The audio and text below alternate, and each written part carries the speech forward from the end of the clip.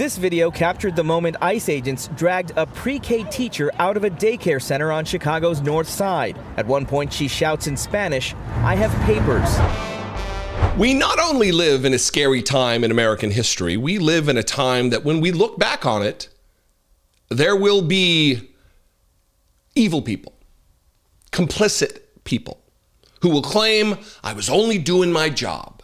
I was just following orders.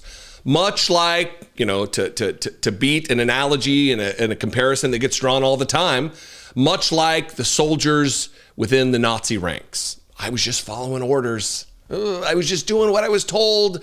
I didn't make the decision. I just carried out the fascism and the death and the destruction and the kidnapping and the abuse and the oppression.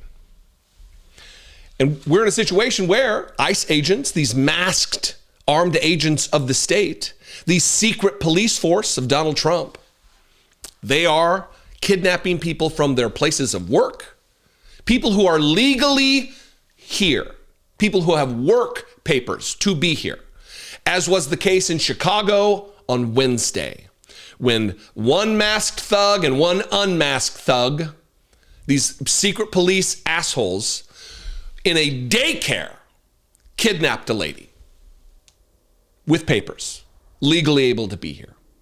Here is CBS News talking about it. And then I'm going to play a clip from Mike Quigley, who is an Illinois Democrat congressman who sat alongside an alderman for Chicago.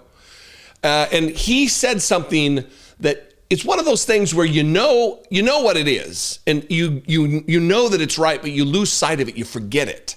And I think it's so important. I should lead with this, but I'm not going to. I'm going to give you, if you don't know what he's talking about, I need to give you the context. Here is CBS News explaining the arrest, the kidnapping, the abuse, and the oppression of someone who has legal right to be in the United States. There is outrage in Chicago tonight following a federal immigration arrest at a daycare center. While witnesses say it was a chaotic scene, officials say the daycare was not the primary target. Usher Qureshi has the story. This video captured the moment ICE agents dragged a pre-K teacher out of a daycare center on Chicago's North Side. She can be seen pleading with the agents as she's pushed up against a waiting sedan. At one point, she shouts in Spanish, "I have papers." ICE agents followed a teacher into the facility without a warrant and abducted her in front of her students. This woman is a trusted, loved member of her community with a work permit. Officials identified the woman as Diana Galeano, a Colombian national in the country since 2023 and seeking asylum. Children, teachers, and parents inside at the time of the arrest said they were traumatized by what they saw. What has happened today is domestic terrorism, and it is absurd and horrific that they have now targeted our daycare centers. Until recently, sensitive areas like schools and hospitals were generally off limits to immigration enforcement. That changed under the second Trump administration. Today's incident, the latest in a string of controversial arrests that have been happening across Chicago as part of the Trump administration's immigration crackdown. In a statement to CBS News, the Department of Homeland Security denied targeting the daycare center. Interesting that they weren't targeting the daycare center, yet we see them exiting the daycare center. What does it matter whether you were specifically, intentionally targeting the daycare center when armed agents of the masked men encroached upon a daycare center with young children and kidnapped their teacher? Mike Quigley talked about this, the trauma that was absolutely delivered. But he also talked about the fact that this is Donald Trump using the military as a toy, but also getting us all used to seeing this, making this kind of humdrum, the banality of evil, where we just kind of, it doesn't shock us anymore. And this is why I say we need to maintain our levels of outrage at all times. Don't get used to this shit. Don't act like this is just the new normal. It is outrageous. Watch Mike Quigley.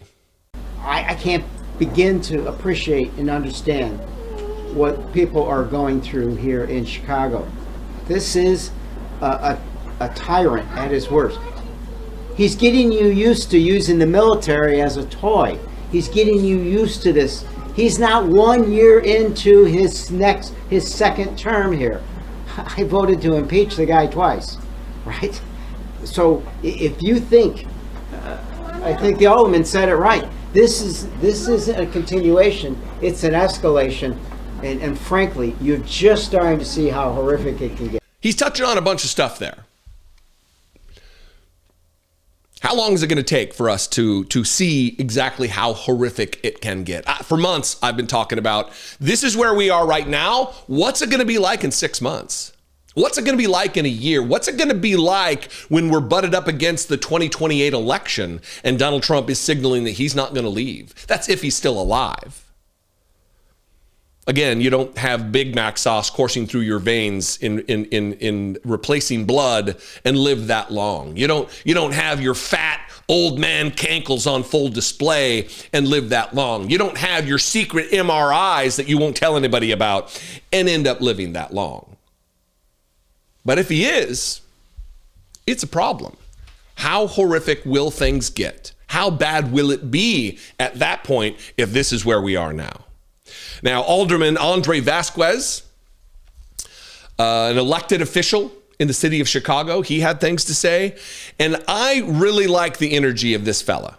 This is a guy who's like, look, we're past the point of being able to rely. We can't wait for elections to solve these problems, to combat fascism, to deal with these masked armed agents of the state.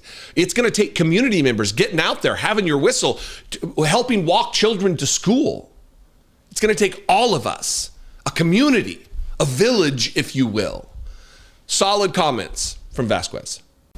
I feel the same kind of frustration I believe everybody in here feels. We get emails from neighbors all the time. What is the Chicago police going to do about it? What can you do in your level of state government? This is a different moment. We're talking about federal law enforcement and a weaponized government against its people. We're all crossing our fingers and hoping for elections to change things. But we don't have that time right now. In this moment, we've got people over at Broadview. You're talking 150 to 200 people in a place not much bigger than this, maybe 2-3 times this size. They don't have enough space to sleep in. They don't get food. And when we talk to organizations like ICER or TRP, they want those places to continue because it might be the only way to track them. People are, huh? But they can't be expanded. Definitely not. But what we know is without those there, you might even not know where they are. We have, I think, over 170 citizens that have been detained. So I would say this, we've been watching as these attacks have happened to every community. They've taken away history from our black community. They've had our trans folks running around in fear. And now they're taking these actions against, whether you're undocumented or citizens, it is happening.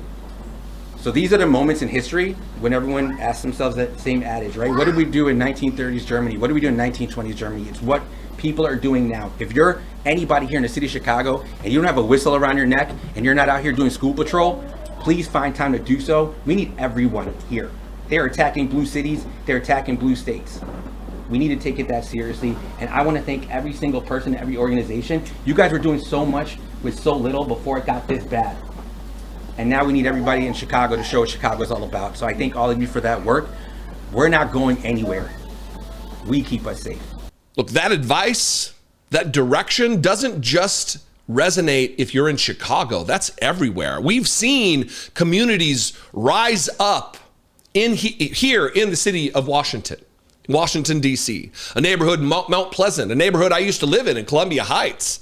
Absolutely, people are outraged and helping walk children to school. That are like neighborhood watch has kind of risen up, but not to watch out for criminals, not to watch out for ne'er-do-wells, but to watch out for armed agents of the state.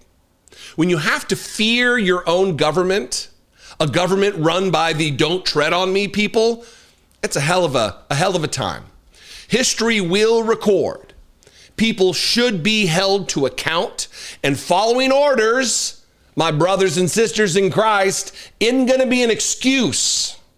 You will answer for your crimes against the country. Donald Trump isn't going to be a get out of jail free card for all of you. Anyway, what do you think? I invite you to this conversation. Let's have it in the comments below. You can also call the voicemail line and leave me a fewer than 3-minute voicemail, 714-576-4054.